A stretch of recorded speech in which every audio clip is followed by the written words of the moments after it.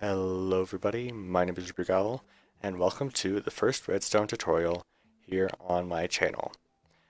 Today guys, I'm going to be showing you how to build a diagonally activated uh, water elevator in Minecraft 1.13. You can see it here behind me actually, so we're going to take a quick look.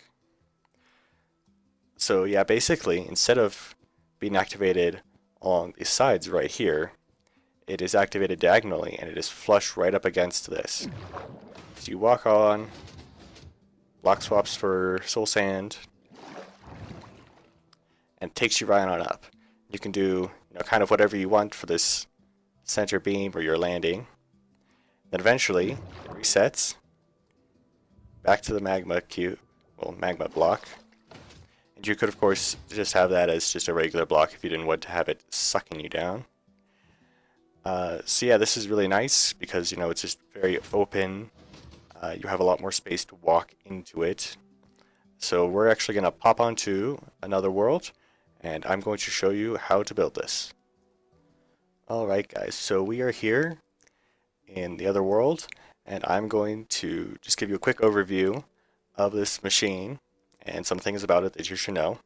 So as you can see here, this is all of the redstone for like detecting when you walk over it and for swapping out the blocks.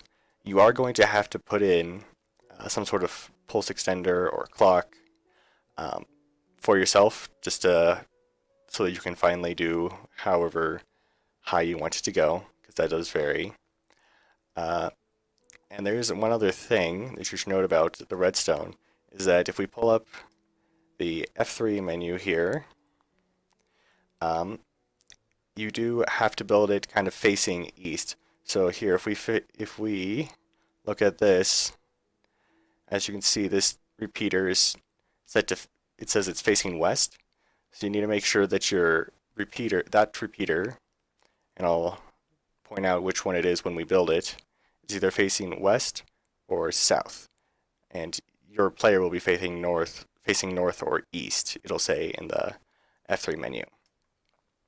Reason for this is because if you're facing either south or west, it will not properly swap. So as you can see, properly swapped there, but it doesn't actually properly swap back. Whereas this one does. Just like that. And that's the same with this direction, west. One other thing is that the things you will have to use for whatever entrance, they do have to be like glass panes, fences, or iron bars. You can't use these cobblestone walls, and of course you can't use solid blocks because, I mean, that's going to kind of block it off. So yeah, I'm going to go ahead. These are my materials that you're going to need. So you're going to need 4 pressure plates. You're going to need 8 repeaters, 2 pistons, 1 sticky piston, 7 redstone torches, a bunch of redstone. I don't think you need a full stack. 1 stone button, which is actually optional, but I do recommend you have it, and 6 observers. You're going to need a soul sand, you're going to need a magma block, or if you don't want it, you could just use a regular block. Just a good amount of whatever structure blocks for redstone, 1 slab of any type, and then of course whatever you want for your little beam going up. So yeah, I'm going to grab these materials, and we'll head right into the tutorial. Alright guys, so you're going to want to start this off by figuring out where you want your floor level to be, like where you want the bottom of your elevator, and you're going to want to have 4 blocks of area dug out beneath it, a fairly good sized area. Since we are building this above ground, I'm just going to go up 4 blocks, and 5th block is going to be our magma cube, or magma block, sorry, keep messing that up. Then we're going to come up 2 blocks off the bottom of our build area. Gonna put in a sticky piston facing upwards. And this is where you want to figure out which direction like kind of oriented you want it to be. So if we pull up our F3 menu here, you can see that we are facing east right now. So you want to put a block right here, so it's on the west side of the block. So as you can see, you're facing west, it's right there. You're going to put a piston on top of it. Just leave it like that. Go ahead and punch out these 2 blocks. Then you want to come over 2 blocks, up 1, and you can remove this. Then we're going to stick redstone torches on these 3 sides. And then we're going to stick the stone button right here. The stone button is optional, or any button here is optional, but it is useful in case it gets messed up. You can use this to switch it around and test it. Then what you're going to do is you're going to come here, come out 2 blocks, come in 1, and you can go ahead and break those 2 blocks. Put a piece of redstone dust there, get a repeater, set it to 2 ticks.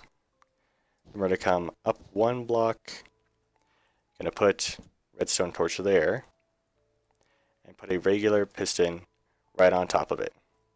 Then we can take our soul sand and put it right there.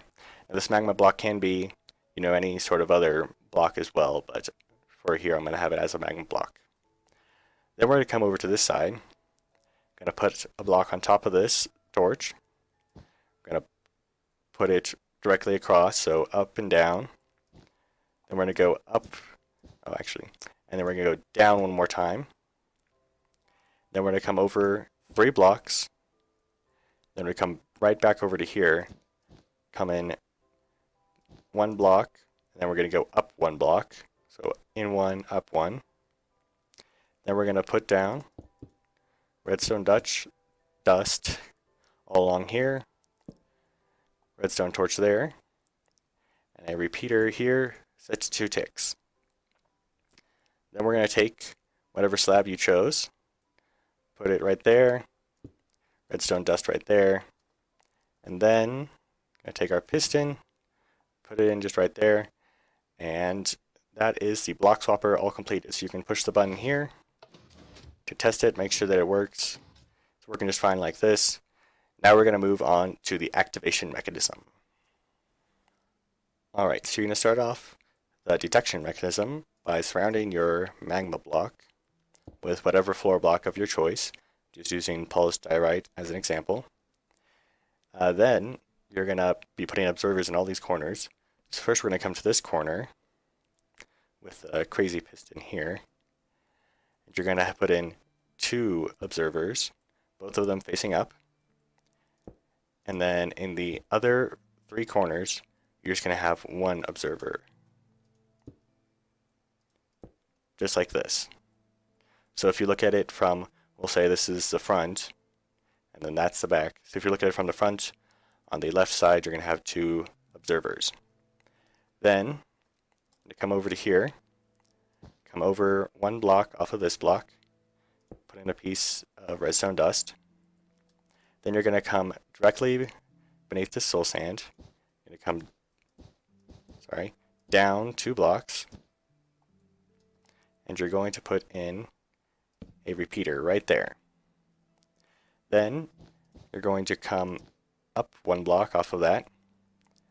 Going to put on a piece of redstone dust right there. You're going to put a block right beneath this observer.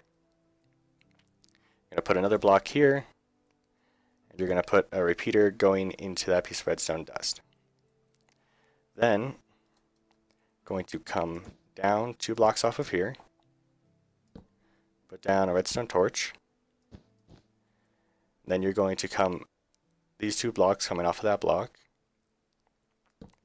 Redstone repeater right there, redstone dust. Then you're going to come over 1 more block, put down these 2 blocks. And actually this one's going to have to go up by 1. Going to put a redstone torch right there. Going to put a repeater set to 2 ticks right there. Then coming off of this main repeater right here, put a block there, redstone dust right there, and then take your pressure plates, put them on like this, and then out of this block right here, going to come down 1, going to take a repeater and set it to 4 ticks. Then you're going to come over to this block right here. You're going to come out 2 blocks. You're going to put a repeater going into this one, set it to 4 ticks, and you're going to put an observer right there. Break this block now if you want.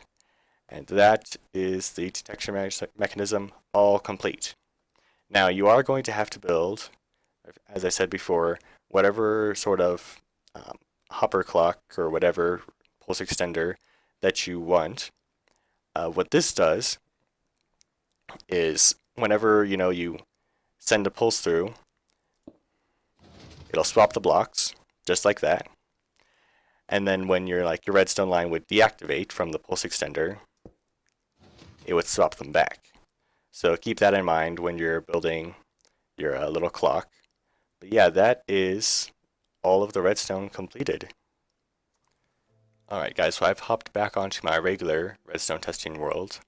Just wanted to show you basically what you would do for your pulse extender maybe, or whatever clock you had at the time going up. So as you can see, you would have your output repeater going into something that would switch this off. This is just a basic etho hopper clock. Here I'll demonstrate it really quickly. So if we stand here, as you can see, everything switches around. This redstone block goes over to here, powers this redstone line, and powers this piece of redstone. The observer sees that, says, oh, I need to put out a pulse, and that causes all this to switch. And then when it turns back off, that is when it would switch back. So, do keep that little bit in mind. If it does slowly go off, it tends not to detect. So you do need to put some sort of repeater in between here, which we're going to have to do anyway. Alright guys, so that concludes this redstone tutorial. I will leave a world download in the description, so you can check this out if you want to. If you do like this video, please do leave a like, subscribe, turn on notifications, all that awesome stuff. Really helps to encourage me to make more videos. I do plan on making some more tutorials and showcases, so do check back in on me to see more of those, and I will see you next time. Excelsior!